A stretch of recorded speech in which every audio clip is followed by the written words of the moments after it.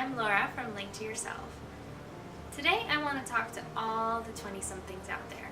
You see, last week I wrote an article about everything that 20-somethings are procrastinating on and that they really need to get a handle on. The only problem with this is that it was so general that I didn't actually give you some specific things that you really should master in your 20s. So here's this list. First, and this is the most important, that's why it comes first, learn to take responsibility. Taking responsibility for your life means accepting that everything that happens to you is in some way coming from you. The first step in taking responsibility is not laying blame on others anymore. Anytime you're tempted to lay blame, ask yourself, what is this going to bring me? All blame does is hurt other people, and it doesn't help you in any way. It just enables you to stop working on yourself and to stay within your comfort zone. When our goal here, if you want to have a vibrant life, is to continually step out of your comfort zone. And taking responsibility for your life is the biggest step that you can take in order to step out of your comfort zone. So the first thing is not blaming others anymore. The second thing is owning your reaction. You see, nothing and no one can hurt you without your consent. You are hurting yourself through the way you are interpreting the situation that you're in, or whatever words the person has said. This is a tough one to swallow, but if you just keep it in the back of your mind and keep thinking about it, you realize it right. In the end, whatever happens can be interpreted in multiple ways, and that interpretation is really up to you. So you have to take ownership for that. You have to take ownership for your reaction to any situation. And you have to stop reacting in the first place. You don't need to react. Something happens, you process it through the filter of your interpretation, and then you consciously choose how to react to it. It's not automatic. It always goes through the filter of your thoughts, whether you are conscious of it or not. So start by becoming conscious of it and by choosing how you want to feel about something. But remember, nothing can hurt you without your consent. So we already covered the most important thing, which is taking responsibility for your life and your actions. This will already get you really far. Moving on, the next thing that you need to do is build a good work ethic. Now this might seem weird, right? I mean, why is this so important? Well, it's really important because work ethic is a general trait. It's not something that, let's say you can flip burgers like crap at McDonald's, but then when you go home, you can really throw yourself into your business. That doesn't happen. If you want to be really good in your business after work hours, then you gotta be the best goddamn burger flipper McDonald's has ever seen. So trust me on this one. Build a good work ethic and use it in every situation. The bonus of that will be that people notice authenticity and hard work, and they will be quick to recommend you and to help you out. The third thing that you need to do is stop comparing yourself to others. This will not only help you in terms of what you can achieve on your own, because it will reduce some of the limitations that you have set for yourself, but it will also help you establish better relationships with others.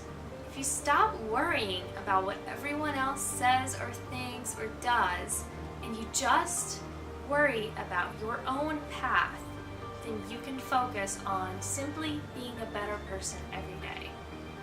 All the pressures can fall off your shoulders and you can really figure out, what do I want? Yes, it takes a little bit of effort. In a way, comparing ourselves to others helps keep us engaged and motivated. It helps us moving forward. But you gotta think about it. Are you really moving forward in the direction that you want to move forward? Or are you blindly following someone else's pattern just because you want to be better than them, just because you want to one-up them? So think about that and stop comparing yourself to others, because it's only bringing you misery and it's only making you feel like you're not good enough. Really, yes, you are good enough. And it's keeping you from from loving others the way they really deserve. It's keeping you from fully shining out the bright light of all your talents and potentials. The fourth thing that you need to do, that you need to master, is knowing your values.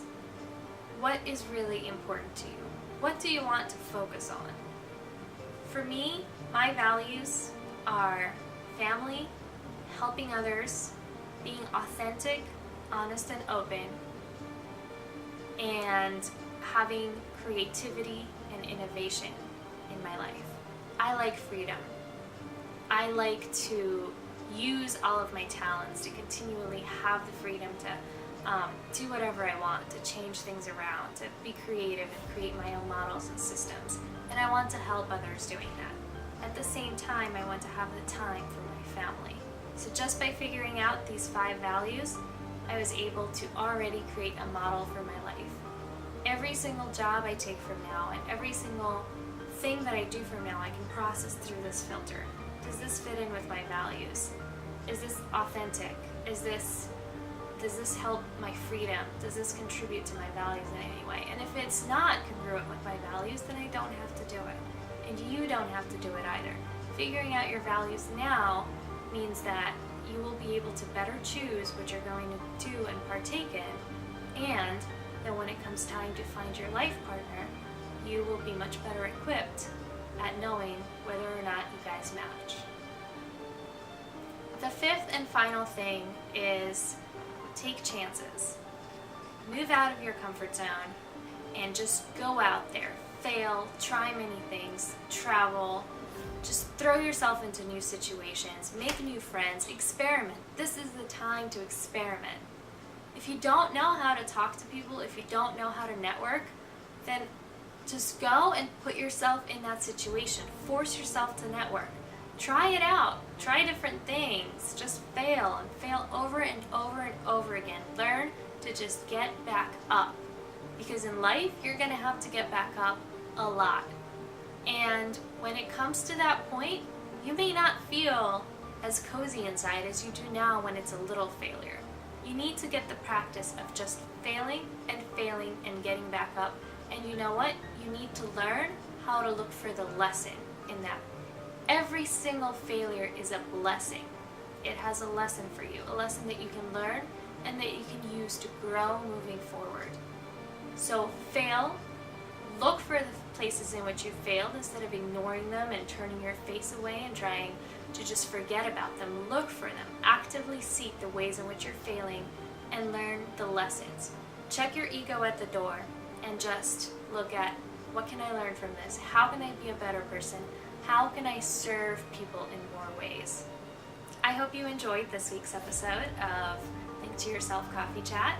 If you would like more nuggets of wisdom, be sure to subscribe to my channel. If you liked this video and found it useful, please like it and share it with your friends. Spread the love. For all 20-somethings out there, if you have any questions, please don't hesitate to go over to my website, linktoyourself.com. Head on over to the contact page over there and shoot me a quick email. I would love to hear from you.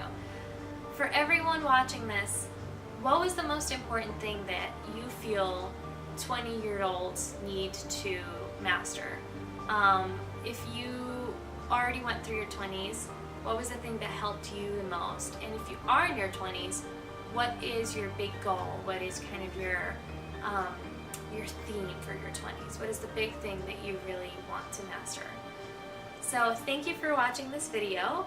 I really appreciate you giving me your time. I hope this was useful, and I will see you next week.